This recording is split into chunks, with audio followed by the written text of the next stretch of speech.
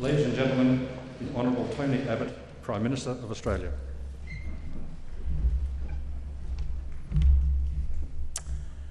Your Royal Highnesses, Excellencies, Parliamentary colleagues, ladies and gentlemen. A couple of years back, Kelly Slater visited Manly in my electorate. There were over 1,000 screaming fans, as you'd expect, when the world's greatest surfer visited the world's greatest beach.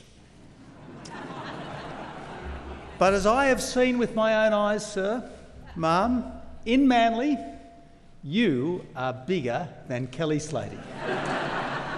Perhaps by a factor of 10. My friends, this is the 50th royal visit to Australia, and it will be remembered as one of the very best.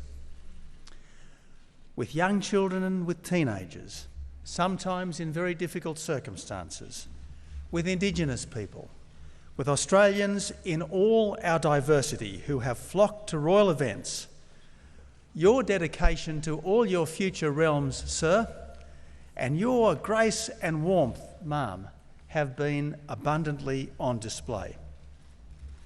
Now, royal visits are a reminder that the best things in life are those that have stood the test of time. Over centuries, the Crown has come to symbolise the ideals of duty and service at the heart of our culture. People instinctively warm to those who represent the good to which we all aspire. We saw that during your previous trip, sir, in 2011, specifically to meet communities impacted by the Victorian bushfires and the Queensland floods. As a Royal Air Force search and rescue pilot, you know what it's like to endure drought and flooding rains. You know what it means to serve in the armed forces. We have seen in you, sir, during both your visits, through your words and through your deeds, the decency and the sense of duty of your father and the compassion of your mother.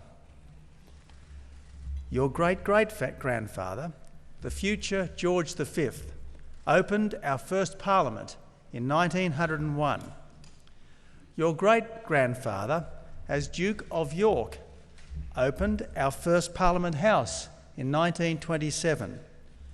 Your grandmother, the Queen, opened this building in 1988, and your father, the Prince of Wales, has been here many, many times. Many decades hence, when a currently unknowable Australian Prime Minister welcomes your son, King George VII, to this building, that will be a sign of the stability and the continuity in the life of our nation. Your Royal Highnesses, you have taken such obvious pleasure in this visit, and that warmth has been amply reciprocated by the Australian people, amongst whom you will always be most welcome. It is not necessary to live permanently in Australia, well and truly to belong here. This visit has meant a lot to millions of Australians. Thank you for the joy you have given us.